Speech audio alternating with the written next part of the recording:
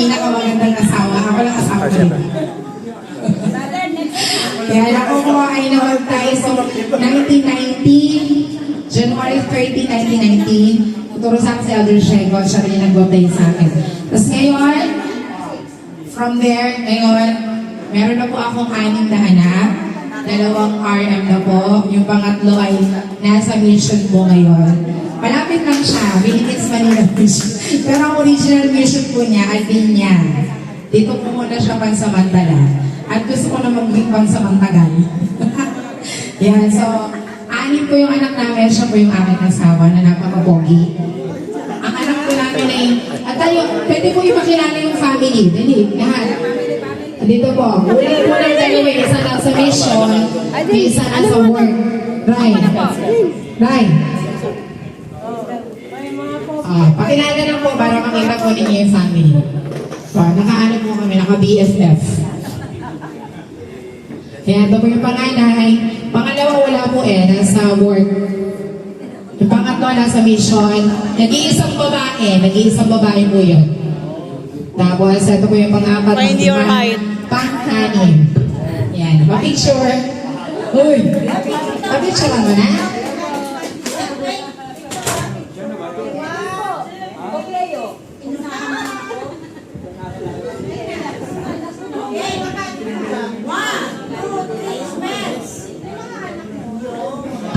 Thank you po. Ayan, okay, brother. Ay, kayo na, Tilim. Oo nga.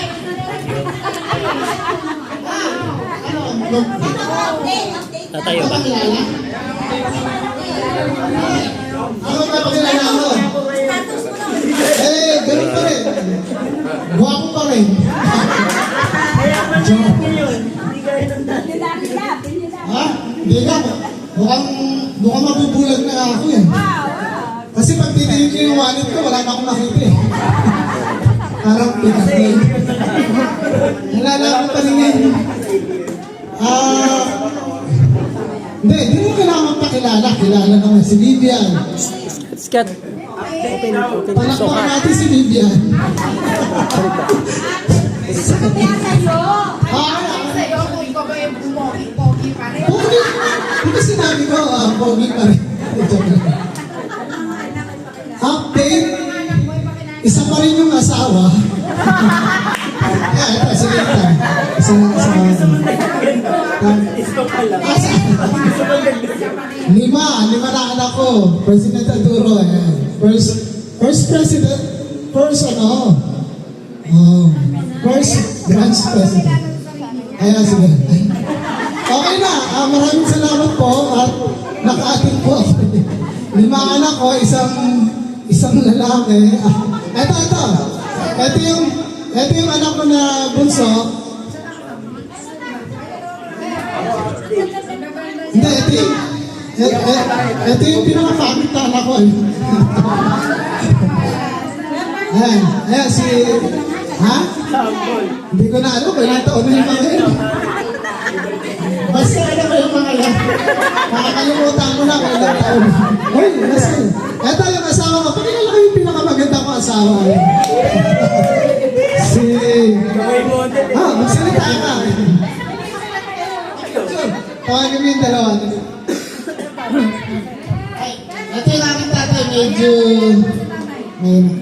Time sino magsalita, magpakilala raw kayo. Introduce. Magpakilala kayo. Saka ano nang status ng buhay niyo?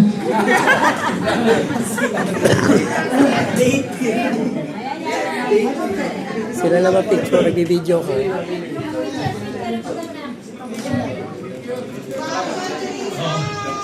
Ayan. Pwede naman ito mag-picture.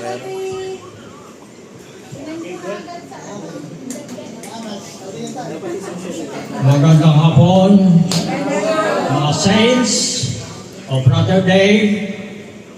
That's what we are. Masaya ko dahil nagkita-kita ulit tayo face to face. Ada si June, si Brother Luro, and Mrs.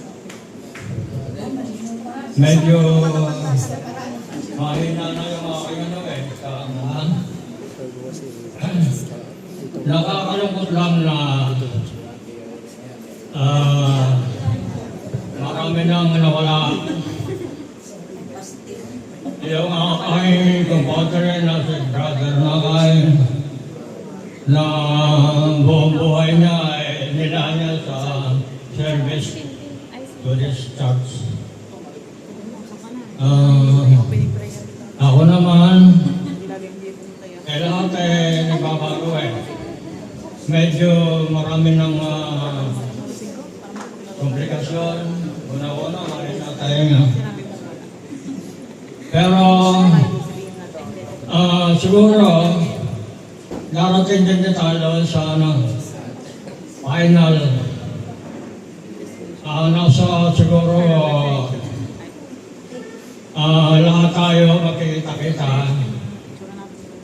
sa Celestial Kingdom. Ay doon ay walang problema. Lahat naman tayo doon pupunta. Naalala ko pa yung teachings natin. Yung gusto natin magkaroon ng physical body. Lahat gusto ko. Sa pamagitan ni Jesus Christ, nagkaroon tayo ng physical body. Kaya lang, yung physical body na yan, naging problema natin. Ito nga, tumatanda na lahat. Pero kung walang physical body, for enjoyment yan eh. Kailangan natin para maranasan ang lahat. Maranasan ng joy, happiness, lahat. Pero kasama dyan ang sorrow, pain. Hindi maano yan. Noong nagkaroon tayo ng physical body, nag-enjoy tayo lahat. Nagkaroon ng manifestation, mga building, lahat, mga magagandang bahay. Kung wala tayo physical body, walang gagawa. Pakamol, lahat. Kaya salamat tayo sa ating Heavenly Father. So ngayon, ang nagiging problema natin, ang kinikilar natin katawan, tayo, pero hindi tayo yan. The flesh is dead, consciousness lang tayo, light. Yun tayo, walang problema roon, wala. Pero gusto natin ay magkaroon ng enjoyment eh. Kaya kahit na meron lahat yan, tatanggapin natin. Siguro, ang isa pang hindi ko malilimutan, si Sister, yung nanay mo, si Tayar. Ayun, Cindy. Ayun. Ayun si Brother, ang pinabanggit ko, yung mga nakatay na.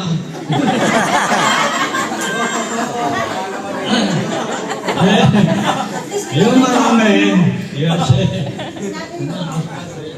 Encarnacion. Ha? Sister Cariaga. Buhay pa ba yun? Patay na. Patay na.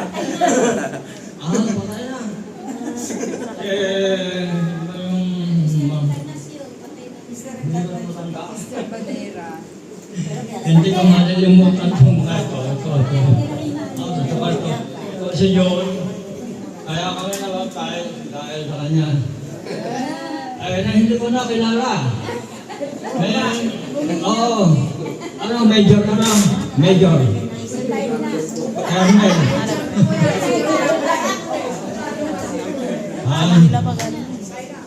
Colonel. Si Perlin, yung mga anak ko, nakakalungkot na isa lang ang naging active. Kumbaga sa halaman, maraming tanim, isa naging malusog, si Perlin. Yan ang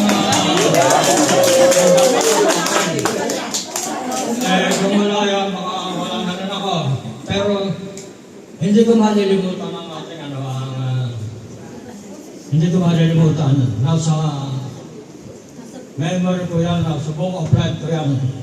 Kaya yan ang masasabi ko, maraming salamat. Ako, malayo pa yung pinanggalingan ko. Pagkatapos ko magsalita, uuwi na ako. Uhulaan ko, ang hindi makakakilala sa akin, yun ang may sakit na memory gap. Ako nga ako lang anak ng Sister Santillar. Ang nag-iisa at wala na, tapos na. Sige, so, ano sasabihin? Status? Of course, meron akong 5 anak. Ang isa ay may asawa na, nasa Hawaii silang mag-asawa, doon sila nag-aaral. Malapit na akong magkaapo. Ang aking second son ay nasa Salt Lake City, doon siya nag-serve ng mission. Mayroon akong 3 remainder ng mga nag-aaral. Yung isa ay nag-take ng pathway at preparing for, kaya hindi siya nakasama ngayon kasi mag-e-exam siya for Hawaii. Yung aking pang-4 na anak. Yung aking bunso ay grade 11 by next school year.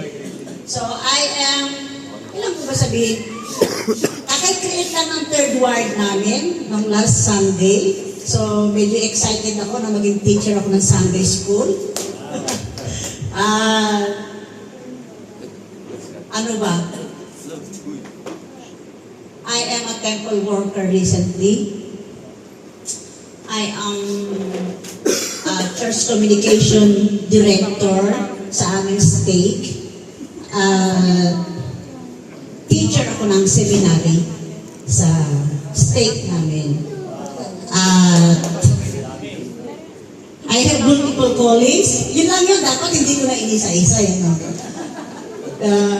I'm grateful ngayon kasi nakita ko yung mga member na kasama ko noon. Si Perlin, commission ko yan. President, mag-commission kami ni Perlin. Parehas kami Cebu mission yan. Si Rona, sayang, dapat andito si President Anakay para nagkabuo-buo na tayo. Wala. Dapat si President Anakay, si Brother Meneses. Alam ko ng simbahan natin ito. Why? Because we are all here.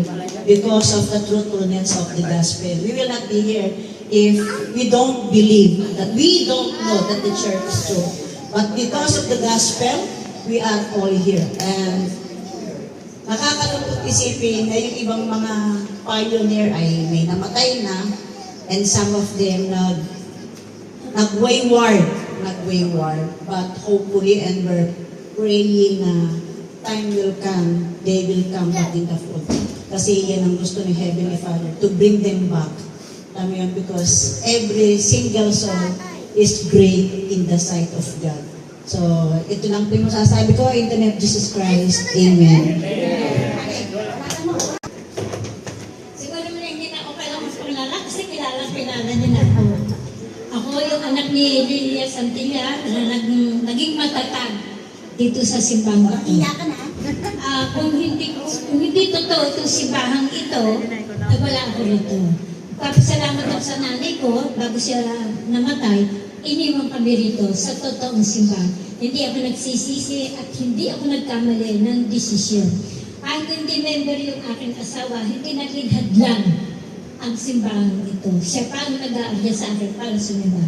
Nung ako ay bininyagan, February 6, 1987. Simula noon, hindi kailanman ako naging less active. Dumadaan ang maraming pagsubok. Kilala na ako ng mga sisters sa simbahan ito. Nasa akin lahat ang pagsubok na ibinigay na ating Ama. Pero sa pamamagitan niya, nalampasan ko na ito. Nandyan siya sa tabi ko. Pag ako hindi ko na kaya, ipag-pray ko lang. Tugon agad siya. Masaya ako na binigyan ako ng Panginoon ng 4 na anak. Lahat sila ay member, pero wala sila ngayon. Silang lahat ay less active. Yun ang bunso ko ang natatanging naging matatag din sa simbahan. Sa kabila ng dami din ng pagsubok at problema sa kanya, nakapag-mission naman siya. natapos niya yung mission, ay siya kong kagabay sa buhay ko. Kaya masaya ako nung makita ko uli ang mga tropa ng Anakay, lalo na sila President Aduro. Masaya ako para ko nang nakikita ang nanay ko na buhay. Dahil sila ang tumulong din sa amin. Ang nanay ko naging matatag din sa simbahan at marami inakay niya dito sa Carmona. Siya ang nag-umpisa magtayo ng meeting house sa Barangay 1. Yan, siya ang nagtayo. At inirequest ni nanay kay President Hinota na kailangan magkaroon tayo ng meeting house. Matyaga si nanay, sumusundo sa mga member, magsakay sa tricycle para sumimba kami sa Pasita. Siya ang namamasahe. Pinag-sacrifice niya na yun. Nung mamatay siya, kung kami bininyagan sa San Pedro, nung sinanay namatay, 84 na. Iyon ang paglilingkod niya sa simbahan ito. Kaya nagpapasalamat ako sa aking magulang at iniwan niya ako rito. Hindi ako talaga nagkamali. Na itong simbahan ito yung totoo. At nagkaroon ako ng isang anak na talagang aktibo kahit hindi niya kumakain. Basta naalang simbahan, nandiyan siya. Aktibo siya lahat. Lahat ng mga activity dito sa simbahan, nagagampalan niya. Kaya nga lang, wala nga lang siyang trabaho. Okay lang yun sa akin. Malusog naman kami mag-ina. Kami lang mag-ina magkasama. Tapos yung mga anak ko, naligaw na ng landas. Wala na rito. Yung isa kong anak ng babae nasa Baguio. Doon na siya nakatira. Tapos yung pangani ko, ayan lang, wala lang. Si together. Pero unang naging member ako sa Beninanay. 1986 yung bininyagan. Nandun siya sa atin. Kaya siya ang nag-akay dito dahil sa akin sa simbahan anak ko. Pero siya ngayon ang nawala. Kaya talagang kapit lang tayo at hindi tayo pababayaan ng ating Panginoon. Andyan lagi siya sa tabi natin sa naranasan kong hirap. Pero ito pa rin ako malakas. Masaya ako nakatakpa yung lahat. Lalo na si ako masaya ako nakakayo siya kapag salita. Yan nakakaano nila nanay. Yan. Siya buhay pa, nanay ko wala na. Masaya ako. Lagi napapunta ko rito. Nakita ko. At ang lahat ito pa iwan ako sa ating Panginoon na si Yesu Cristo. Amen.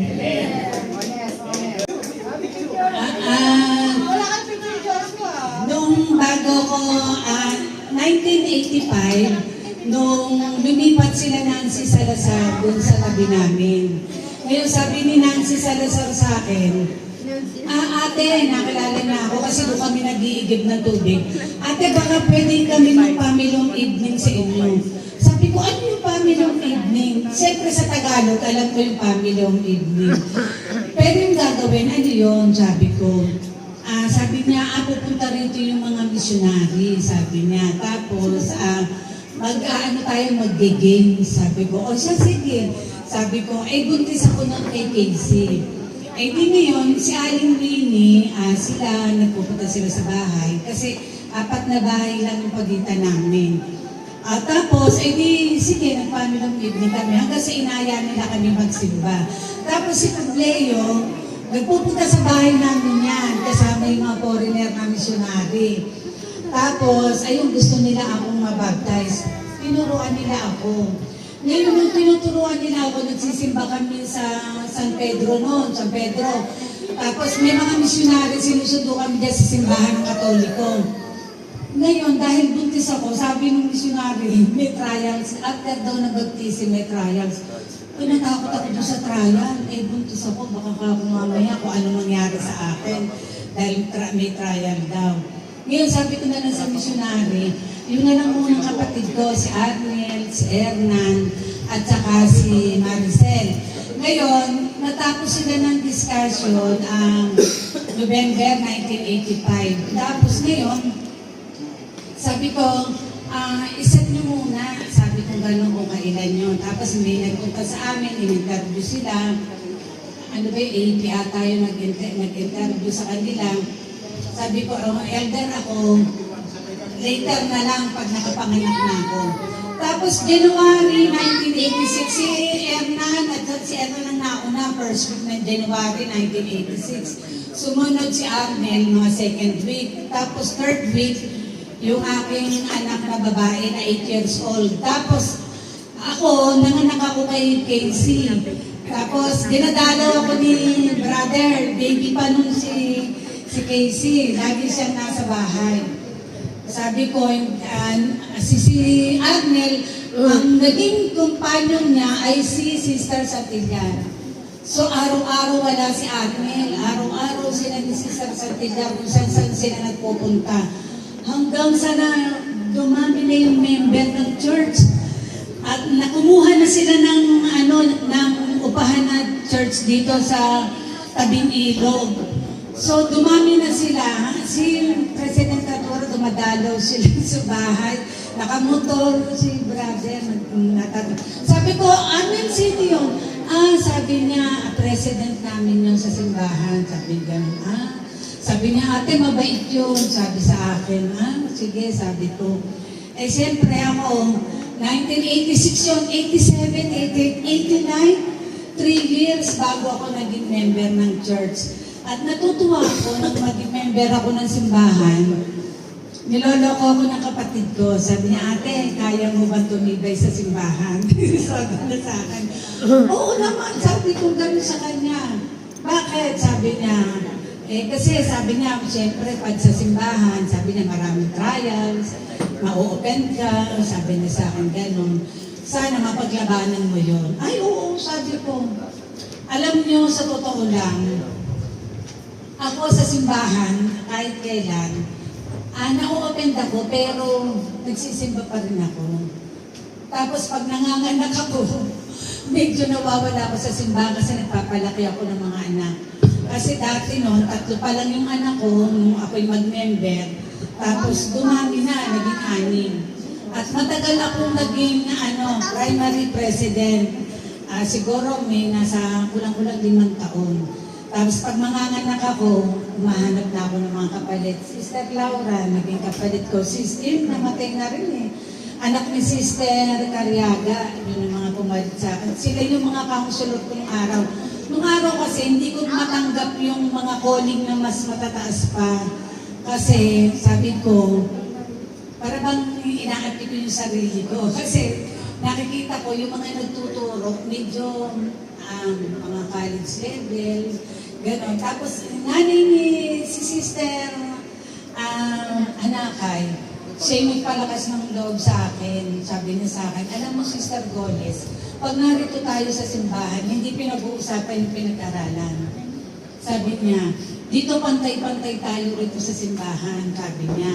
Basta narito tayo, pantay-pantay tayo, walang nakakataas sa atin na may pinag-aralan. Basta kaya mo magturo, sabi niya, kaya mo, basahin mo yung manual, sabi niya sa akin. Pagkatapos, pag nilayan mo, magdasal ka, sabi niya sa akin, matututo ka. At dito sa simbahan, nakapagturo na rin ako sa youth.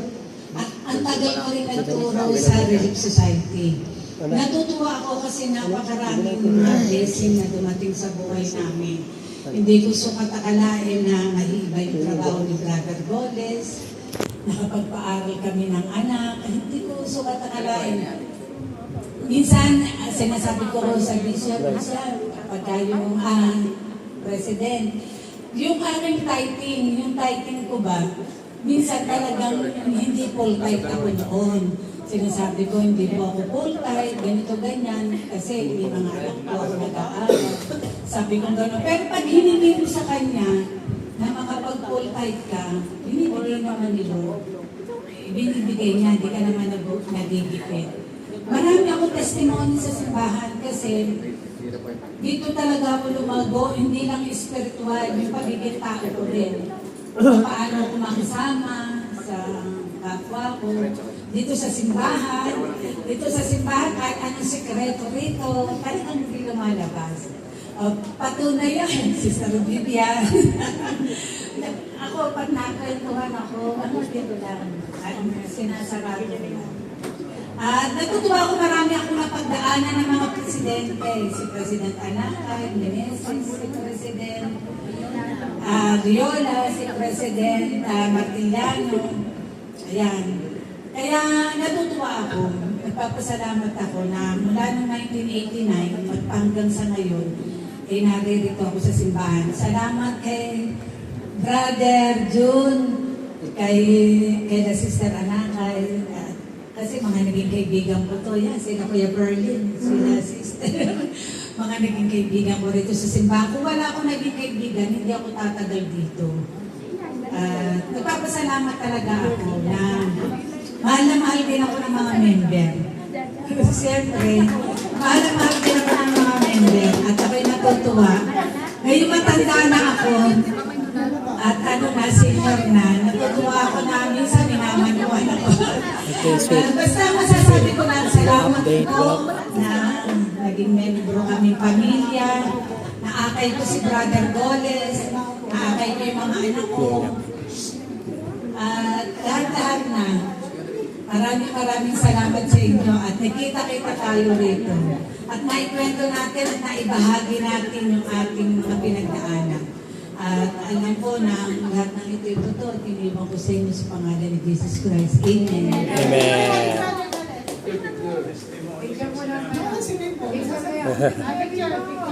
Isa sabi na. Sabi ay update. Update na lang to. Kami ni Sister Goles, 12 na po yung apo namin sa 5 anak. Pero 6 po yung anak namin, yung bunso wala pang asawa. Pero lahat po sila ay tapos na mag-aral. So, masaya ako at nagpapasalamat na muli tayo nagkita-kita. Kasabay ko pong nabaptize si Brother Loyola. Nabaptize kami ng July 21, 1991. Okay. So, nalulungkot ako dahil tulad ng sabi ng mga nauna na nawala na yung iba nating kasamahan dito. Talagang masakit din sa akin.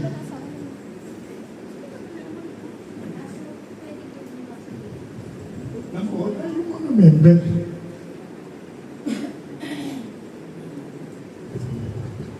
Especially sa mga preschool. Kasi nakita ko sila eh.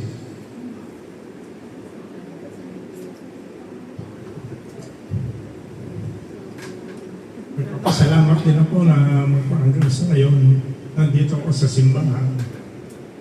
Kundi dahil siguro sa asawa ko, dahil ako yung muling-muling naging member sa family namin. Noong una ayaw ko nga si sister na maging member.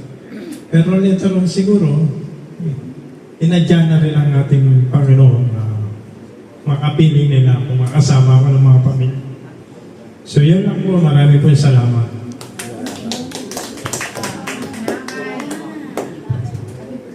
Kala ko makakaligtas. Hindi ako lumipat ng upo. Sige po. So, ako po si Sister Rona Anacay ng Dalaga. Ngayon po ay Rona Elamparo. Ang asawa ko ay nandoon sa monumento kasi Rizalito, Rizal ang pangalan na. Joke lang. Nandoon po, namamasada. Nagpapayaman. Kami po ay nabiyayaan ng 6 na anak. May isang RM na anak at 2 missionary uuwi ngayong May. So, excited po kami. At sana yung 3 natitira ay magkaroon din ng inspiration na mag-mission. Nabinyagan po ako May 30, 1986. 39 years. And pinagpapasalamat ko po ang pagiging member ko. Ako po kasi, sino bang kasabay ko? Tayong dalawa.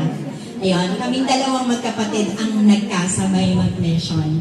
Ay, sorry, mag-baptize. And pinagpapasalamat ko po ang pagiging member namin sa Martillano family. Kasi sila yung nakita namin, bakit ba maraming tao doon sa tapat ng bahay namin? Magkatapat yung bahay eh. Sino yung mga nakaputi? As in, curious kami. And then yun nga, mga missionaries pala yun ng the Church of Jesus Christ of Latter-day Saints. Yung curiosity na meron kami, mga kalaro namin sila mga kababata namin. So nabanggit nila, ayun, mga missionaries, and so doon na nag-umpisa ang lahat. At isa ito sa pinakamagandang nangyari sa buhay ko, yung pagiging member ng simbahan. And hindi ako magiging ganito kung hindi ako nanatiling strong sa simbahan sa kabila ng napakaraming pagsubok na dumating sa buhay namin. So alam ko na yung mga ganitong klaseng gathering sana ay mangyari ulit. Ilang taon? Since 39 years. Kasi kung ibabase ko dun sa sa membership ko, so 39 years ago. So sana after 39 years makita-kita. O wag naman masyadong siguro yearly ba ito? Magiging yearly na ang ating pagkikita-kita. So, salamat at nakita-kita tayo mga brothers and sisters na kasama namin nung panahon na-organize ang Carmona branch. I gave this in the name of Jesus Christ. Amen. Amen. Good afternoon po. Siguro, hindi nyo kami malilimutan. Anakay family. Ako po ang sumunod kay Ate Rona. Ako po ngayon ay nakatira sa Paco, Manila with my husband. Tumagal po ako sa kanya. Lalong higit, tumagal siya sa akin. Di ba? Kasi ini-intriga ako ni Ferdinand.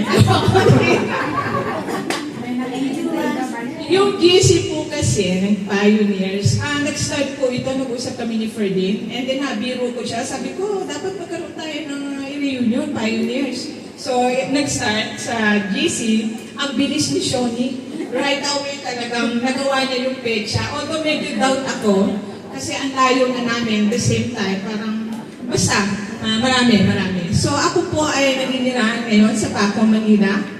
Yan po ang asawa ko, si Ronald Juris Prudencia. Nagkaroon po ako ng 3 anak sa kanya, puro lalaki. Meron na po akong 2 missionary, RM. And then, meron akong isang apo na 3 years old. At magkakaroon pa ako ng 2 apo na babae by June. Naging member ako ng simbahan, katulad po ng sinabi ni Ate, through President Diaz. Kami po ang magkasama nito ngayon sa ward. Okay? Every time po na magte-testimony ako, talagang sinasabi ko na hindi ko akalain na yung naging dahilan ng pagiging member ko, nakasama ko sa isang ward. Manila, 2nd ward po kami nito. So, I'm thankful, curious ako noon. Si Mang Eddie, kaibigan siya ni Ama. And then si Pope Leon nag-introduce sa Martiriano na the following night, kung natatandaan ko, kami na yung tinuturuan. That was Elder Muico and Elder Sia. Hindi ka makakatanggi kasi napaka-formal nila. Parang hindi natawa, naka-briefcase. And then, nung sinabi ng tatay ko, nagbibinagang kaming 3, syempre, ang mga bata naman ng araw, nasunod lang sa magulang. Although, hindi ko alam kung ano ba yung pinapagawa sa amin, so go na lang ako ng God. But in spite of that, nagtuloy-tuloy po ako personally. Umalis ako ng Manila, I think 1998, kasi dinala po niya ako sa Paco. And sad to say, 6 years din po ako naging inactive. Kasi Manila, probinsyana it is. Hirap ako doon. Wala akong friends. Basta 6 years. And nang dumating yung time na yung si Aaron ko mag 9 years old, sabi ko parang may mali. 8 na dapat doon nabinyagan, pero 9 na, hindi pa rin. So, pinabinyagan ko with the encouragement of my ate, hanggang sa nagtuloy-tuloy.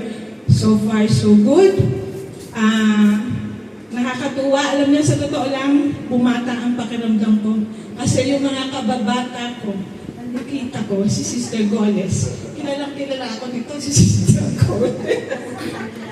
Si Brother Tony, wala na nga lang sina Casey, si Cheche, no? Sina Michael. Si Ferlin, of course. Akala ko nga kakagahan to eh. Wala, no? So, I'm happy to see you.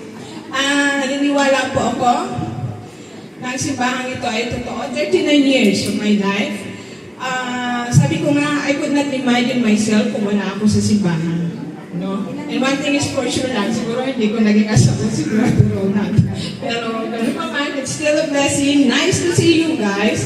And I hope this will not be the end, but the beginning of the Pioneers Reunion. And all these things I live in the name of Jesus Christ. Amen. Amen.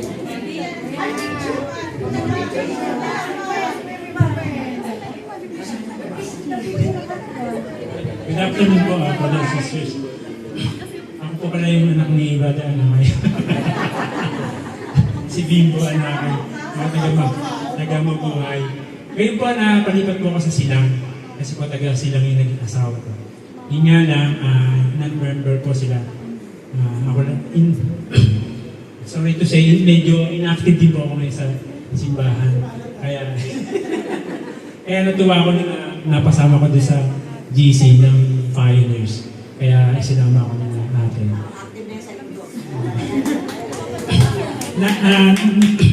Nagpapasalamat ako dahil nakita ko ulit mga members dito sa Carmona na dati natin magkakasama tayo sa simbahan.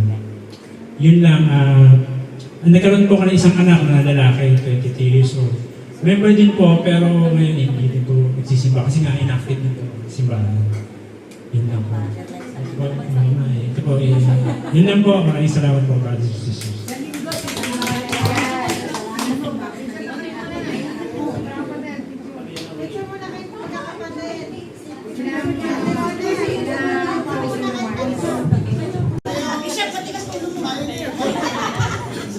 Masama yung katawag ko eh, parang galing sa disgrasya ng motor.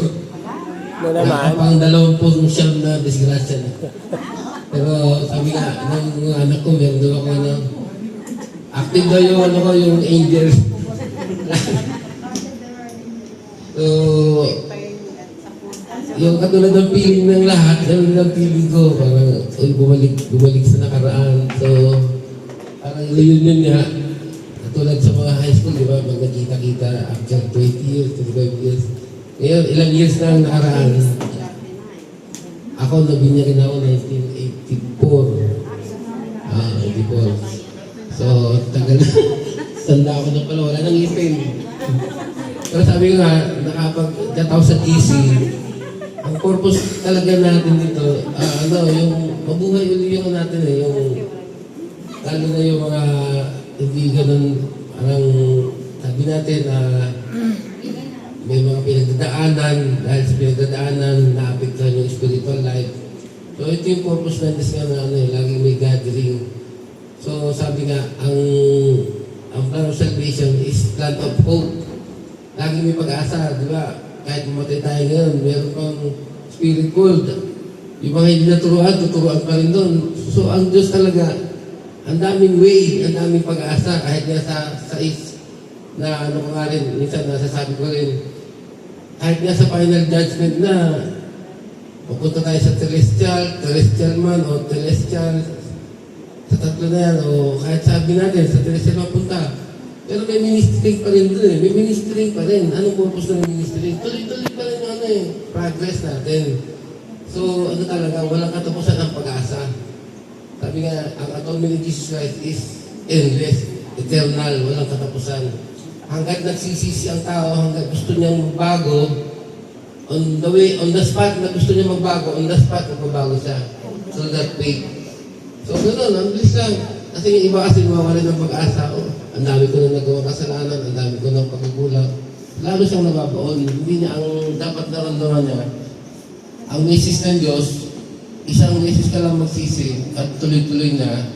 Lahat ng mga nakaraan nating mga pagkukulang o kasalanan, mabuburo na lahat yun. Ang importante sa Diyos yung ngayon. Yung present. So masaya tayo. Nakakalungkot nga, may mga members tayo na alam natin na inactive o nawala. Pero napakaswerte natin nandito tayo. Dahil tayo pa rin yung yung blessings ng Diyos, andyan lagi kapag alam natin na laga tayong ginagawa natin ang part natin, laging meron automatic merong magsasabi predicate ng sentence, laging naka-predicate yung blessings, basta meron tayong obedient na ginagawa. So, alam ko, tuloy-tuloy lang tayo kahit anong pagdaanan, dahil ang Diyos, ang plano niya is a perfect plan. Hindi tayo lugi. When we voted for Jesus Christ to accept President Batiliano, yung tinanggap natin yung gospel, sa pre-existence pa lang, nangako na tayo doon na tatanggapin natin lahat kung ano man yung pagsubok na dadaanan din sa mundo. Mahirap talaga. Pero yun lang ang way para ma-active natin yung the best happiness na maramdaman natin. Katulad ng best happiness natin is yung family natin. Kami group as families, di ba? Ang sarap na pakiramdam. Nung naalala ko, nung bago kaming member, minsan talaga na inactive kami ng mga ibang kapatid ko. Pero talaga, inaano ko sa mga kapatid ko na hindi ako bumitaw. Never ako bumitaw, kaya pa na yung ano ko sa kanila na message dito. Kaya pasalamat ako, active pa rin yung halos 50%. 50% ng labat ko, active. So, at least, 50%. At yung session, siya talaga yung example talaga na ano yun. Sabi ko, ibibilit niya na lahat ng anak niya, puro RM, maging missionary. Ako naman, nagkaroon ako ng isang, yung bunso ko, naging RM, mission siya sa Brazil, South America. So, 2 years na ako siya ng pandemic. Extend mo siya. Ayan, like, nagkasama kami ni Sister Vivian sa Manila Second Ward. Nung na-inactive din ako dati, dahil sundalo, busy, halos walang time. Pero yun nga, may way pa rin ng Diyos para makabalik ako, nakasalubong ko na. Mas nakakita ko ng nakaputi na mitag, iba yung pakiramdam ko. Ang nabubuhay ako. Tapos ako yun, tuloy-tuloy yung simba. Hanggang binubog ako ng calling nung leader nun, sa Bishop, Pilipin. Ginawa ako nung leader, ginawa akong EQ President, hanggang Councilor, ng Bishop, hanggang ginawang Bishop yan. Nakakalas din ako maging Bishop lang. 5 years and a half. Ang sarap ng pakiramdam na hindi ko kakalain na maging Bishop. Hindi ko pinangarap na hang-hang ako sa mga Bishop, pero hindi ko alam na maging Bishop na. Naramdaman ko yung pakiramdam nila na para yung pagkatao natin, hindi lang sarili natin eh. Parang ang kasiyahan natin is pagka nakapag-serve tayo sa ibang tao, yun yung talagang napakasayang pakiramdam. So, kahit na busy, sundalo ko, minsan nasisimba ko, naka-uniform kasi the Lord nasa, buti na nag-isip yung mga member, o may gera ba dito? Naka-phone ba? So, gano'n, all the time, laging on time nga, pag tinawag ng military, duty agad. Pero nakaraos din ng nakaraos din na pagsisilbi hanggang nag-retired ako.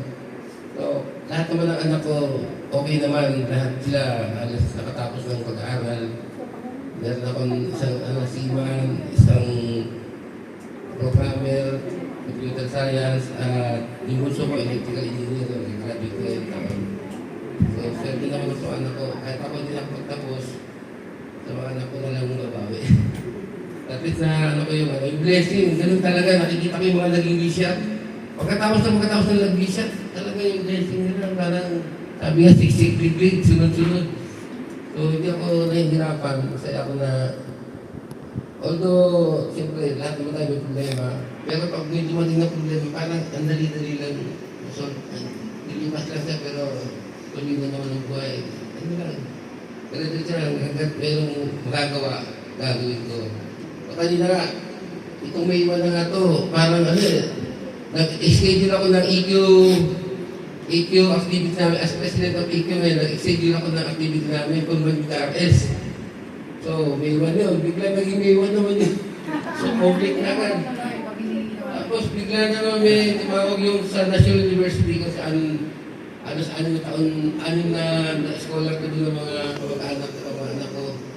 Hanggang ngayon, tuloy-tuloy pa lang tumutugtog sa inyo. Yung proxy. Nagkaroon ng tugtog sa Caloocan. Sabi ko, parang hindi niya ako matutugin dito.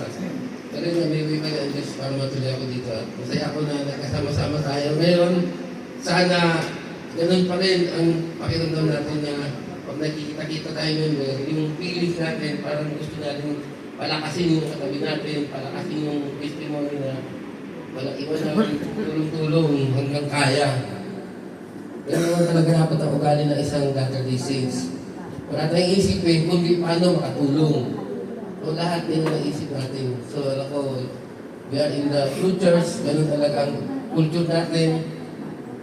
Pagka nakilala niyo bawat leader ng ating mga general authority, pag napag-aralan niyo yung buhay nila, talaga makikita mo na yung mukha nila, Pedro, ni Juan, ni Mateo, lahat ng mga original apostles of Jesus Christ, parang sila na rin niya. Kasi we are in the futures. The same character yung gusto nilang ipamala sa atin because they are called of God. Kung ano yung sinasabi na they were from God. As Jesus Christ is giving us yung direction sa atin lahat. Wala ko, ang simbahan natin, tumutulong talaga sa buong mundo. Buong mundo, dito lang, billion-billion ang ginagasa para tumulong lang. So, ganun din tayo. Bali, wala yung... Kasi habang tayo nagbibigay, lagi tayong binibigay yan. Yun yung testimony ko na habang binibigay mo yung sarili mo, lalo kang nadadagdagan. So, yun lang ang testimony ko. Sa pangalan Jesus Christ, amen. Nakakita namin po kayo ngayon. Nancy, galing mo si Nancy. So, ina-active ko talaga dito sa Carmona is yung anak ko po pang 4. Dalaga po siya hanggang ngayon. Tapos yung aking bunso. Silang dalawa po. Sila tayo pumangay sa aking disco. Kaya sabi ko na, bumalik ka na kasi wala ako sila. Sabi ko, kasi ako nalulungkot ng kape. Sabi ko, hindi ako sisimbahan at nainom pa ako ng kape. Sabi ko, kung unti-unti ko alisin yung kape, pag hindi na talaga ako titigim ng kape, yung sisimbahan na ako. Kaya, so ngayon, talaga hindi na ako nainom ng kape. At saka, nahihiya naman ako kasi minsan nakikita ko sa Facebook sila brother Napoliano, minsan namin ko si Lay, Sister Gole. Pero talagang sabi ko nga, ipapasalamat ako ngayon. Siguro talaga yung gabi ng nanay ko, nasa sa amin. Kaya parang lagi may nagugulong sa akin na bumalik ka na. Tapos sa susunod, pag-aralan mo, makapasok sa temple. Kasi nabaptize ako 1982, di pa po ako nakakaano sa temple. Kakapunta lang ko, pasyal-pasyal, pero hindi siya. Hindi pa ako dito sa Palestine. So, nagpapasalamat ako. Ako sa ngayon, nandito. Nakita ko kayo. Ito mga ito, ngayon walang napamak lang. Ang nanay ko nag-baptize in 1980. Gawa ni Sister Mansi po. Pero, kumbaga sa namatay naman siya na dito siya active sa Carmona. Ito lang po masasabi ko, maraming po salamat sa nag-organize ng na to. Marami, nakita ko si Brother June. Sabi lagi sinasabi ko kay Sister Shiori, kailan pupunta si Brother June? Kasi kumbaga sa siya yung mga nauna kong naging kaibigan talaga nung totally si Nancy. Yun. Kaya sabi ko nga, nalulungkot ako kasi wala si Nancy. Ito lang po masasabi ko. Maraming salamat po sa inyo. So, yung magsasalita po, yung pinakabata. Sige. So, maalala lang. So, si Mama po, si Mrs. Rosita Guerin, siya po yung nabinyagan din sa San Pedro noong time na yon. So, si Tatay Martiliano, si Sister Santillar, sila Sister Gayo, hindi po sila nagsasawa na bumibisita kay Mama. So, habang lumalaki ako, nakikilala ko po yung mga missionary. Maraming missionary na po nagdaan sa bahay, pero hindi po nabinyagan that time. Pero nung 1999, nung time na ako ay high school na, mas naintindihan ko po yung gospel. doon po ako nabinyagan. Nung nabinyagan po ako, doon na po nagsimula si mama na mas naging active sa church. Andiyan yung nagka-calling din siya sa district noon, sa primary. So, since then, hindi na po naging inactive si mama. So, ako din po, simula yung nabinyagan, marami mga pagsubok sa buhay ko, pero hindi po ako naging inactive. So, ngayon po, update sa buhay ko, may isa na akong anak, temple worker, Relief Society counselor dito sa Carmona Ward, na masaya po ako makita yung mga pioneer kasi kung hindi po dahil sa inyo, hindi dahil sa testimony nyo, wala pong Carmona Ward dito, wala pong itong chapel na to. So, naranasan ko rin po yung magsimba sa tabing ilog. Maliit pa po ako nun. Pero hindi nga po ako nabinyagan kasi si mama, pinapasama lang ako sa missionary. Hindi siya sumasama. So, malaking bagay po talaga, brother, kapag ikaw parent, sinasamahan mo yung anak mo, magiging active talaga sila. So, malabo po kasi mangyari na maging active yung anak kung yung nanay or magulang ay hindi kasama. So, sa mga natutunan ko po, ang first na branch president na active ako dahil time yun ng youth ako, si Kuya Perlin.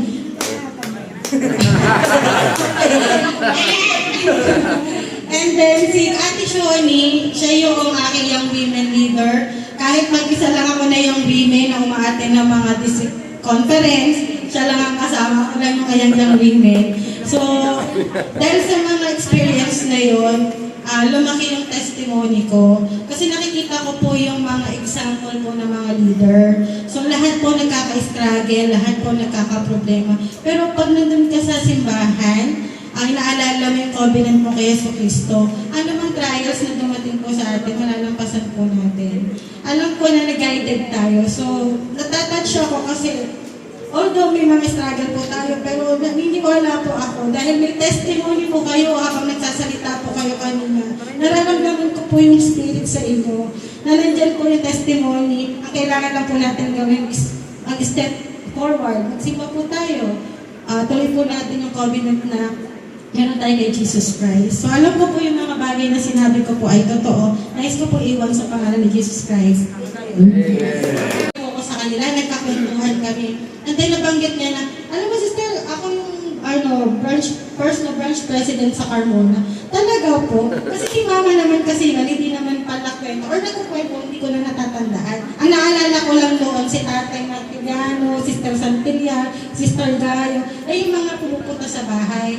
Si Tatay po, hindi ko pa siya nakita. Maliit pa siguro ko noon.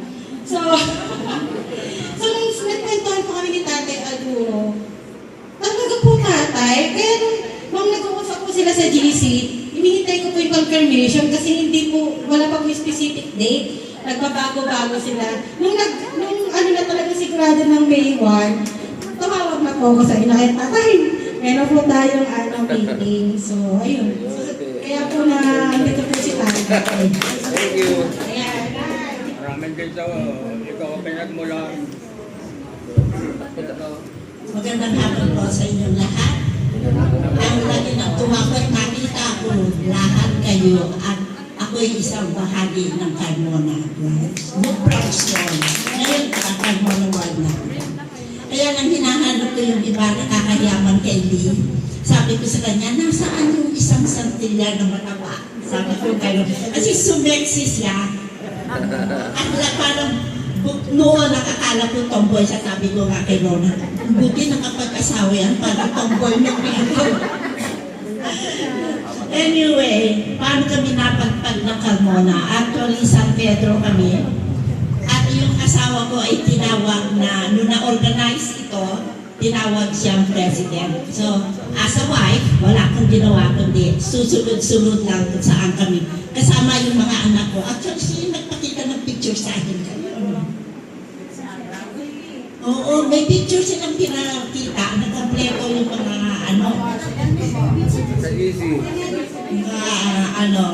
So, napakasaya ko. Anyway, kami ay ilang years na tayo? 58 years na member na ng church. Kasi baptized kami 1972 sa Ward, way back sa Pasay pa. Yung mga faces, medyo may mga familiar. Gaya ni Brother Tia, sabi niya sa akin kanina, nakita kita sa temple pero busy-busy ka, kumawal lang ako, sabi niya. Tapos si Rona, ayan, may madalas kong nakikita kasi kami RM din, Robin member. Pupunta kami na sila, parati kang mga kaibigan din kami doon. Si Vivian, ngayon ko lang nakita. Si Perlin, ngayon ko lang nakita. Talagang familiar pa rin ang faces. Pasensya na kayo kung medyo nakakalimot ako ng matanda na rin kasi old age na. Anyway, for my testimony, totoo lahat ng sinasabi nyo na kahit anong danas natin ng kahirapan, yan ay isang bahagi ng ating buhay. Sabi nga ng isang authority, we have to undergo all these things as a process to go back to our Heavenly Father. So, kung si Jesus Christ ay naglakad na nakakarga ng krus, tayo ay hindi naman yun ang ating gaganapin. Kundi ang ating krus ngayon, kung ano man ang trials na nararanasan natin dito sa buhay. Walang exception yan. Palagay ko pati ang mga authorities. Palagay ko lang yan, ha? Pero sa aming sariling buhay, ang dami din namin nadadanas. Pero ang sabi ko nga, hindi ako, kung naka-offer man sila sa akin, hindi ako magsisimba para sa mga tao. Nagsisimba ako kay Jesus Christ. Ang isang bagay na bakit tayo nagsisimba ay kayong lahat ay nagiging light sa bawat isa. Gaya ng testimony ng bawat isa, dahil kay ganito, kaya ako narito pa. Dahil kay ganito, kaya ako nabaptize. So that is how we practice the light that God has given to each and every mankind, lahat ng tao. Kami po ay basbasan ng 6 na anak. Kaya lang, binawi sa amin yung isa. Siguro sabi niya, hindi pwede ito dito sa kanila kasi masyadong mahirap ang tribulation. So, 5 ang aming anak, 4 ang nag-mission. Lahat ng lalaki nag-mission. Ang nag-iisang babae ay hindi nakapag-mission. She is a career woman. So, kahit anong pagkaano namin na, dapat mag-mission ka, hindi. Hanggang ngayon, hindi pa rin nagkakapag-isip. Yung aming 3 anak, ay, 4 na lang. Yung aming 4 na anak ay, wala, dahil ang sabi nila, balik kami sa 2, kaya kami lang 2. Yung 4 ay nasa US, kanya-kanyang pamilya, except for the girl. Wala pa siyang ano. Meron na kami, si Abraham, yun ang nasa, Singapore yun siya, pero nasa Japan ito ngayon. So, ang aming apo ay 14. Pero the end na, ang inaasahan na lang namin ako sa buhod kung madadatnan pa namin. Kami ay, nung umalis kami dito sa Carmona, si brother naman ay natawag na bisyak sa Pasita, kaya iniwan namin ang Carmona. Pagkatawag ng bisyak sa Pasita, that is, dapat siya ay pupunta ng Saudi, pabalik ng Saudi. Pero umiyak pa ako kay President Gantada that time na ayaw ko na hindi siya aalis. Siyempre, lahat tayo problema, lalaki ang mga bata, pagpapaaral sa bata. Pero ang sagot ni Brother Yantada, kasi hindi naman siya ngayon, ni Brother Yantada sa akin, Sister Aduru, God will provide.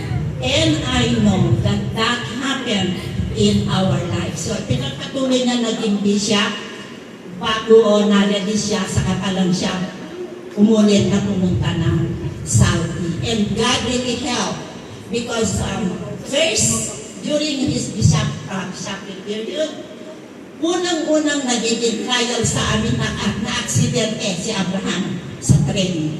Yan sa may Pasita. Bishop siya. Linggo yun nangyari. Bumalik lang siya sa bahay para kumuha ng tinapay pang sakrament. Pagbalik niya, ay hindi na siya nakarating sa bahay para kunin yung tinapay. Ang napalitaan ko na lang, yung anak mo nasa kasaan ng train. So, kung i-expect natin na sagasaan ng train, wala na. So, siya nasa simbahan na, kami mga maliliit na anak ko, the first thing that we did was to pray together. Yun ang pinaka-ano namin. Yung driver ng jeep namin nung araw, nagsabi sa amin, wala na nasagasaan ng train na tilapon ng 5 meters away from the relays. Yun, pagpunta namin, tinuloy pa na namin pagpunta ng simbahan at nadatnan na namin sila, naghahanda na dadalhin na siya sa hospital. So first trial namin yun. Second trial, pinasa kami sa loob ng bahay. Lahat kami tulog, nagnakaw. Sige, pinadalhin mo ang gusto mo, siguro nindistrayan kami. But the great blessing there is, the following day is Monday or Tuesday, ako nagtuturo, naging principal ako dyan sa amin. Nagtuto ako ng pangbaon namin kinabukasan ng mga bata. Pero sila, nikain sila kasama ng isang anak ko, nandun sila sa aircon room. Kami namang ibang mag-iina, nandun lang kami sa sala, nakahilera kami doon, natutulog. Pero kasi ako nagtuto, inaantay kong matapos yung itinoto ko. Sabi, the great blessing is, sabi nila, mas mabuti na yung manakawan kaysa masunugan. Siya ang nag-off sa itinoto kong dinilim. So that is the very great blessing that we have. O nga, yung nagnakaw, yung pumasok ng bahay, sila ang nag-off. Kasi hindi namin na mamalayan hanggang hindi kami nagising kinabukasan. Kasi may jeep kami nga ng araw. Ayun, sinasakyan ni Sister Les na ni brother. Pagka yung may service siya sa Binyan doon sa ano ngayon? Diyan sa may kakahian. From Binyan. Ayun. Kaya nakadiscover niya na kami pala ay napasukan dahil dinahanap niya yung bayad niya. So, for every trials, there is always a blessing. Kaya hindi na wag natin ang hirap naman nito, minsan sisihin pa natin ang Diyos. Exactly not. It is of our own doing. Lahat ng problema ay may solusyon. I know the church is true. I know that we have living prophet that continuously guide us and knows what is to be done. He is having his own conversation with the Lord to ask for the solution of whatever is going on. God knows our heart. God knows our mind. He loves us so much that these trials can always be solved. Hindi yung siya mismo ang maghuhulog ng solusyon, kundi tayo ang gagawa ng solusyon, and He will instrument other people, other members, member or not member, to help us solve the problem. For our 58 years, walang taon na walang problema. Meron at meron, pero walang problema na walang solusyon. Just be strong to the church. Just trust God. Let us do our best, and He will always do the rest. And I want to thank each and everyone for having this opportunity, invited to be here with you. And at this, I live with you in the name of our Lord Jesus Christ. Amen.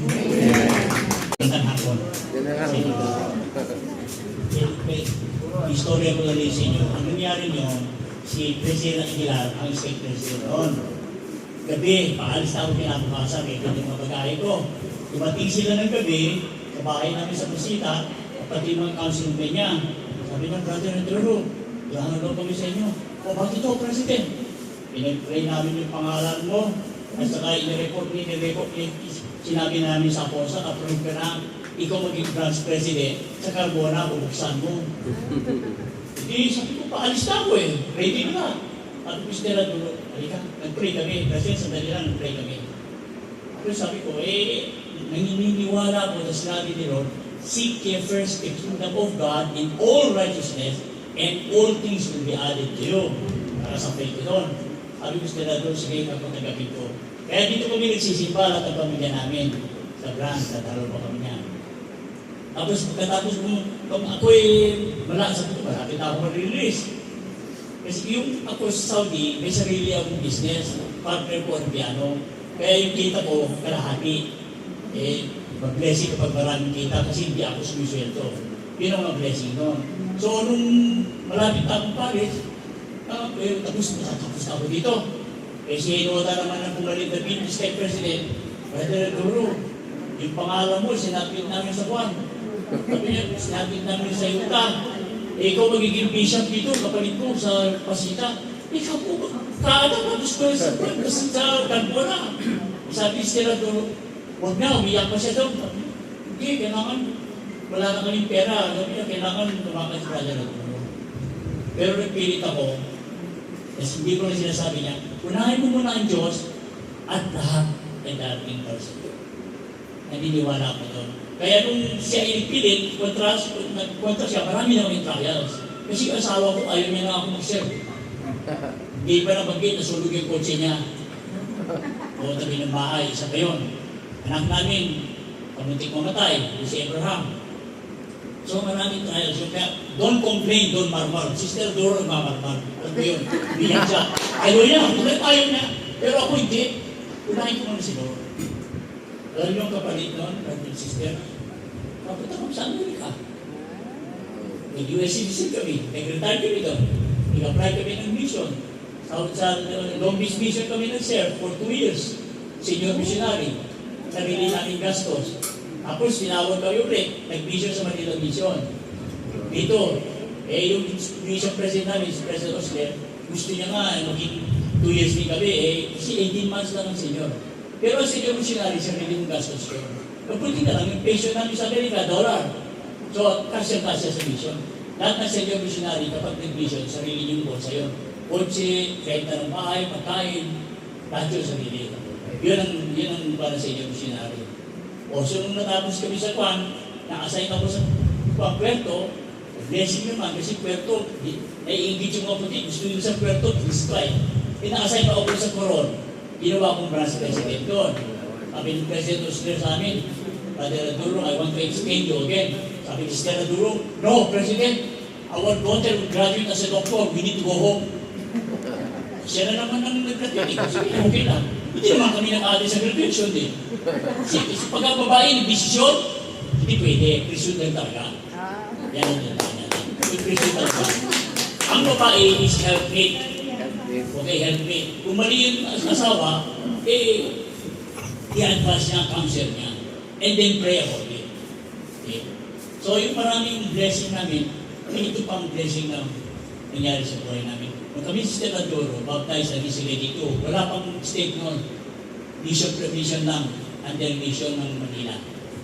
Okay?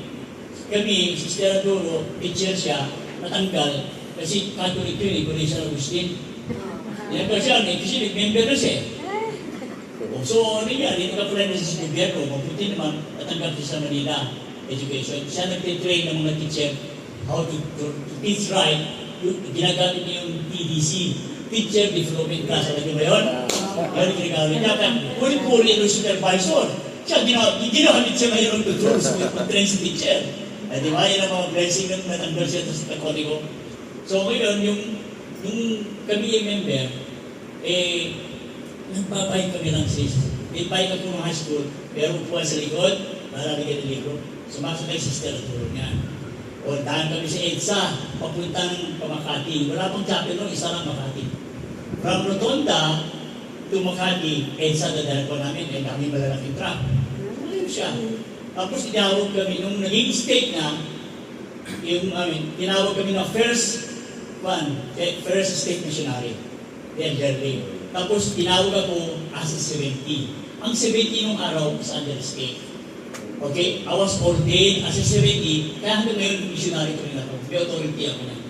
Yung authority ko na binigay ni Lawrence Sida, the first presidency sa Utah. kinikip ko yun. Nung nandun sa California, nagpupunta na ko eh. Nawala ako kasama yun. Kaya ako pwede yung kung may firma yun, not I am authorized preacher. Kaya lagi, kahit sana ko nagpipits ako, I was able to bring charge in my own, hindi pa ako nagpunta mission at 58. Okay, 58. Pagdating sa Coron, 15. Kaya binibilang ko, sinusulat ko yun. Pagkatapos, yung pamilya ko, pamilya ng Aduro, ako pinakauna. Ngayon, 150 na kami lahat member. Because of me. Sige yun. And then, kaya very strong pa rin kami. Masalamat ako kay President Nelson. Dahil yung invention niya na pump para ma-opera ng ang puso mo, ginamit sa akin. Yung opera na ko, ginamit yun. Nakita ko yun. Yun yung invention ni President. Siya lang ang nag-invention. Sa testimony niya, nung ginagawa niya yun, hindi natawanan siya ng kapwa, doktor. Pero pinipipray niya, sabi ni Lord, doon. Malakas ang faith, ginawa niya. How many billion ngayon sa buong mundo na ginagamit yun? Bomba na yan. Kaya pag pinatay yung puso mo, yun ang umaanda. Hindi sa bakta yung makina niya. Oo, bypass or puso. Lahat yun. Kaya si President Nelson is a scientist and he's a prophet. Diba? Ito pa yung binabasa ko yung gusto ko basahin yung mga history ng mga prophets yun. Si President, ganyan na, binabasa ko si Elder Oaks. Ikaw si President Nelson, yung ganda yung testimony niya, nung inopera niya yung isang bata, ang problema niya, yung valve ng puso, square, kaya hindi nagsasara. Sabi niya, anong gagawin ko? Hindi niya alam kung anong gagawin niya. Alam mo, nag-pray siya, ang sabi ni Lord, trim it, make it round. Oh, ginawa niya round, kumubra. Sabi niya, magaling, doktor pa si Lord. Testimony niya yun. Isipin mo yung mga prophet natin, di ba kayo tutuwa niya? Kaya si President Nelson is very rich. Ilang tao yun, ilang board sa buong mundo gumagamit ng kanyang invention. Palagay mo, 20% lang yung commission niya doon. Eh, ito, mayaman pa rin siya. Pero hindi na, binigay niya sa simbahan. Alam niyo mga kapatid, we never been inactive. Hindi kami inactive. Never kami. Naminis lang ng squad pag ito'y nanganak. Pero pagka after 1 to 2 weeks, sisimba na kami ulit. Ang may kwento ko yung kami nagbabike lang. Ang sabi ng branch president namin, si President Nakanyenta, favorite ako nun eh. Bago namatay, sabi, nasa siya Turo? Nakikita kami sa Utay. Nasa siya Turo? Last picture namin after 1 month, patay na siya. Eh, nung nandun ako na nagbabike kami ni Sister Turo, nasabi siya yung President Nakanyenta, Brother Turo, pawis na pawis ka. Oo, kasi nag-pipe ko ako. Sabi niya, alam mo, mag-impress ka. Magkakaroon ka ng kotse balang araw. Hindi ko makakalimutan yun. Nung pumunta ako sa Amerika, naging dealer ako ng Mercedes sa hindi ko. May kotse ako Mercedes, may kotse siya Maserati. Sabi ko, nagkatutuloy sinabi ng President. Natsigaan namin ang nagsiba noon, kahit napuwis sa puwis ka, doon, pag umulan, ayaw siya. Nabuntis siya, ganun pa rin. Kasi stay ko siya rin, ganun pa rin. Bahas-bahas sa eskwela. Visit kami. Pag-ibig sa kuwan, pag nanganak siya, ganun pa rin sa kanya yung anak si Abraham. Hanggang yun, bike na kami. Ganun yung nangyari. So, yan ang mga blessings na unahin natin muna siguro. Hindi ko makakalimutan yun. Hindi ko makakalimutan yan sa buhay namin. Yung apat yung anak namin na nag-vision, lalaki. Yung babae, doktor kasi, neurologist yung natapos ng babae. Puro aral. Ngayon, nag-aaral pa rin, pero nagpa-practice na ng doktor. Tapos yung pangalawa namin, si Benjamin naman, siya naman ni Dr. Dane. Siya ngayon nag-bishop sa Virginia. Sabi nga, pa, ako lang pinakamaitim dito. Di ba, ikaw naman si Samuel de Lemonite. Maputi natin, maputi yung congregation. Pero siya ang bishop. Diba? Isang blessing na hindi namin makakalimutan. Kami ni Sister Adoro, lahat, pero ng green card, pero ng kami citizen sa Pilipinas, sa Amerika. Ito si Benjamin, nag-aaral sa Lasal. Yung over age na, 21 years old na. Pag petitionin namin siya, it will take 12 to 20 years. Kailangan hindi siya mag-asawa. Sabi namin, Sister Adoro, yan ang problema natin. Sabi, kung petition namin, it will take 12 to 20 years. Ganun na patakala sa Amerika. So, pinag-pray namin, nag-fast kami. Sabi ko, anak, gusto mo ba mag-mission? Oo, mag-apply na po ako. Papa, i-apply. Natanggap niya yung assignment niya. Gusto mo sa'yo ma-assign? San Francisco Mission, California. Diba? Yan ang blessing. Yung kanyang yung passport niya, kapag ikaw missionary, working visa sa Amerika. Kasi ang passport doon may sweldo. Tayo mo, wala sweldo elders, di ba? O yun ang punta siya, sabi niya sa atin, pa, higit mo kami sa Kalasukan, sa Salt Lake, doon ako magpapaindot, kasama kayo. O sige, isip, o pinakita niyo yung temple recommend niya, nauna. O ako naman, Sister Aduro, wala yung temple recommend. Ayun siya papusukin. Sabi sa kanya, do you know the stake in President Delfort? Sabi niya, no. About your bishop? No. Any counselor? Yeah, my husband is a first counselor. Kung hindi ko sabihin, no, I don't know her. Parang pinuwi. Pero hindi, sabi ko, yeah, you think she's 40 years. Kasi nagwawalit siya kasi yung anak namin, hindi nagpa-intone dito sa South Lake pa. So yun, nag-asawa namin. To make this story short, nag-serve yung anak namin ng San Francisco Mission. Kinuha ko yung passport niya, yung passport niya, our visa, can work as a pastor. Pero hindi naman marami income elders, di ba? Can work, hilakad ko, kinausap ko yung kaibigan kong doktor. No? Can you sponsor my son? He is a physical therapist, passport. Sabi niya, oh yeah, pero sabi niya, Ma'am Noy, wala akong gastos ha. Ako lang pipirma na lahat. Oo, ako na bahala sa gastos. O, pinirmahan niya, final namin. 15 days bago siya umuwi sa Pilipinas. Na-approve yung green card niya. See the blessing? Approve. Pero naging 7 months yung mission president, assistant mission. Mga puti lahat yung kasama niya, San Francisco, siya lang ang Pilipino. Ang maganda noon, pagkatapos yung mag-fund, umuwi na lang sa Long Beach sa amin, $50 na lang in case dito sa Amerika, mga kapag sa Amerika, dito, mga 1,500 ang ticket. So, nakatipid na simbahan ng okay. Okay, umuwi sa amin. Magtitake na ako ng test of PT. So, itinanong namin, $1,200. Sabi ko, anak, sige. Sabi ko, pag anak, pag hindi mo may pasano yan, wala na, balik ako sa first. O di honor Amerika yun. Pero yung 200 items, kailangan ipasa mo 101. Ipasa mo. Sabi ko, palagay mo anak, mapapasa mo yan. Malaki ang utang na loob din sa akin. Nag-serve ako faithfully as missionary. Ang ganda yung faith niya. Paano mo masabi yan? Matatanda mo yung 10 lepers. Hindi ba yung 10 lepers? Sabi niya, Master, son of David, sabi niya, heal us. Diba? Ano sabi ni Jesus Christ? Go to the temple and show yourself to the priest. On the way going to the temple, gumaling sila. Isa lang ang gumaling sa balita. Gumaling siya at lumuhod siya kay Jesus Christ. Sabi niya, are they not 10? Why only one come to thank God? Ibig sabihin yun, naghahanap si Jesus Christ din ng utang na loob. Walang utang na loob siya. Nakuha niyo? Yun ang faith ng anak ko. So, sige, kako, bayaran ko na yung $1,200. Bayaran mo sa akin kung nakapasa ka. Oo pa, hindi pa ako binabayaran mo. Oo nga, sige, hindi natin pagdating natin ko. Hindi, ayun yung nangyayari. Nung nag-take siya ng test, is ito miracle. Out of 200, ang perfect niya is 180. Pinag-agawa siya ng hospital. O yung hospital, kinuha niya, malayo sa amin. Siguro, hindi kami mag-iito. O, hiningi namin siya, dinanong namin si Eureka, 800 miles. O, tapos doon saan ka titira na? Ayan, binigyan naman ng hotel. Pagkatira sa hotel, habang nagtatrabaho sa hospital, yung kumuha sa kanya, naging partner niya, yung isang hospital naging 2 dahil sa kanya. 7 naging 7 na hospital. Yung may-ari, yung Jew. Kaya yung Jew, boss, nasa Israel, nagpo-communicate lang sila to internet. So yung anak ko, sabi niya, ibebenta na nung may-ari hospital. Sabi niya, tulungan mo ako mag-pray. Bakit? Baka ako ng CEO. Mayaman ka na yan, ha? Sabi niya, huwag kayo mag-pray mo. Pwede yung pray siya, lahat. Bakit? Nangyari, ang kinuha niya, yung kaibigan niya na Israel din, na hindi doktor.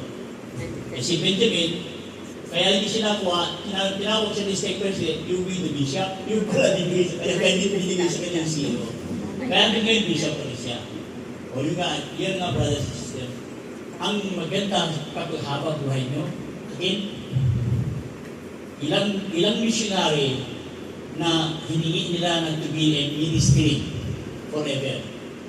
Alam niyo ba yan? 4 sila, di ba? John, the beloved, at 3 Nephites. Sabi nila, Mary Lord, sabi niya, mag-stay kami dito mag-mission. Ngayon, hindi pa patay. Buhay pa rin sila. Kaya pag missionary kayo, habang buhay natin, anong gagawin natin? Any people we meet, friend or not friend, they have testimony. Mamigay mo yung Book of Mormon. Invite mo sa bahay. Yun ang ginagawa namin. Hanggang ngayon yung ginagawa namin. Kaya kung nung natapos kami ng mission, nag-stay na kami dito sa Pilipinas. Sister Arturo, nakita niyo mga namamalimos sa squatter, ayaw na rin tayo ng eskwela. Yung mga estudyante namin, Montessori pa, Sister Arturo kasi yung Montessori teacher yan. Libre. Hanggang ngayon. Yung mga estudyante namin, madaan pa rin dyan, matatalino kasi Montessori. Walang bayan. Minsan, wala pang almusal. Kaya sabi namin, sige, punta ka na kayo mag-almusal. Pagkita mo sa gate namin, alas 6 parang nandun na sila. Pero yun ang ginagawa ni Sister, libanan ni Sister Arturo. So, napakaganda yung kapag ikaw ay tumulong sa kapwa, the Lord will preserve your life. Kaya marami ang posibilidad, wala. Sige, Brother Tibay, matay na. Brother Yapon, matay na. O yun ang ibigay ko ngayon. Pagka kasi, yun pero kayo, nagsaserve kami sa temple. Ang kami ni Sister Arturo, nagtuturo ng temple sa ward. Pagkatapos sa serve. Kaya si Ross, nakita namin. Si Ross, alam mo sa amin mamaya, para bukas salay ka na sa amin. Ha? Okay. Brothers and sisters, kapag kayo ay naglaylo sa simbahan, maglalaylo rin si Ross. Tandaan yan. Alam niyo ba yung John 6, pag-uwi nyo? Sa John 6, yung pinakain niyo yung 5,000. Di ba? 5,000, pinakain niya kasi Passover yun eh. Astin sila, pinakain niya. At sabi niya, pauwiin na natin, sabi ni Philip. Sabi niya, okay, bigyan natin ng pagkain, sabi ni Lord. Sabi niya, 200 penny of bread cannot feed them all. Diba? Yun ang bakit. Pero sabi ni Andrew, merong bata dito, may baon, 3 fish, at saka may 5 bread at saka 2 fish pala. 2 fish at 5 bread. Sabi niya, bring it to me, binilis niya. At nag-pray sa Heavenly Father. Sabi niya, pinaupo niya lahat yung 5,000, pinakain niya. O kahit sila, tutuwa. Malalaman niyo, pag merong party sa ward, ang dami, pero pagdating niyo sa kanil, kukunti. Ayan, dami na, 5,000. Pinakain kami, may sobra pang ilang basket. Ilang basket na sobra. 12, nag-uwi pa sila. Ngayon nakita nila yun, anong sabi nila? Ay, gawin nating hari ito. Libre na pagkain natin. Hindi na tayo magtatrabaho. Pinapuli rin si Jesus Christ. Pinili maging hari. Kasi libre pagkain. Si Jesus Christ pumunta sa bundok. Nag-pray siya. O kabait ni Jesus Christ. Nag-pray pa rin siya kay Heavenly Father. At sinabi niya sa mga apostles niya, sige, pumunta na kayo sa Elizabeth. Sabi niya, tuwanan niyo na ako.